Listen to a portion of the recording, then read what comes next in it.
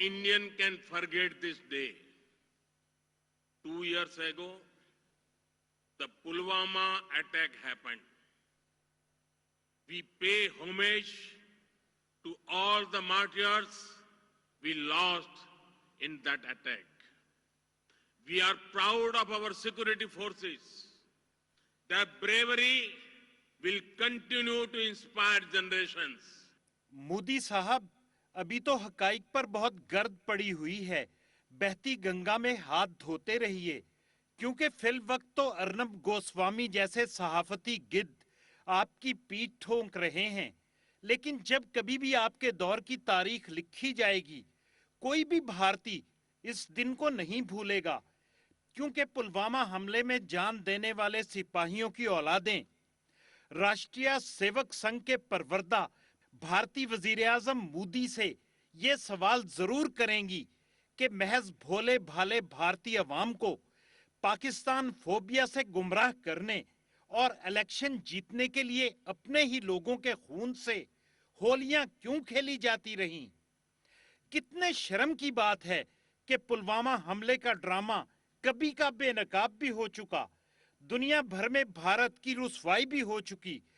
अर्नब और पार्थोदास गुप्ता की चैट पर उठने वाले संजीदा सवालों का किसी के पास जवाब भी नहीं। इसके बावजूद आप ढीठ बनकर पुलवामा हमले में मारे जाने वालों का लहू कैश करवा रहे हैं। गोदी मीडिया भारतीय नाम नेहाद जमहूरिया का जनाजा निकाल चुका। ये हम नहीं, संजीदा भारतीय सहाफी खुद कह रहे हैं। इस चैट को देखते हुए आप समझ सकते हैं कि गोदी मीडिया ऐसे ही नहीं बना है। यह एक सिस्टम का नाम है जिसका एक संरक्षक है, सबका मालिक एक है। अब आप फ्लैशबैक में 2019 के आम चुनावों में खुद को ले जाइए। क्या वाकई चुनाव में जोश पैदा करने के लिए यह सब कुछ हुआ, या ऐसा करने से पहले यह भी सोचा गया कि हमला होगा तो जनता में जोश पैदा होगा और चुनाव में फायदा होगा, और वह दूसरे सवालों को भूल जाएगी जनता और वोट देने लग जाएगी। बालाकोट के प्रहार से आतंकी खौफ में है। हमने घर में घुसकर मारा।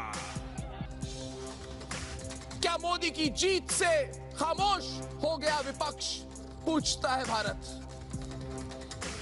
क्या चुनाव के बीच ये मोदी सरकार की सबसे बड़ी जीत है, पूछता है भारत। क्या सेना और सरकार से अब भी सवाल करेगा विपक्ष, पूछता है भारत। रियासतें रोग स्टेट यानी बदकुमाश कैसे बनती हैं, ये बात समझनी मुश्किल थी, लेकिन अब अर्नब गोस्वामी के खोखले किरदार ने सभी को ये बात समझा दी है कि पैसा फेंककर इन सहाफती गिद्धों से जो चाहो शोर मचवा लो।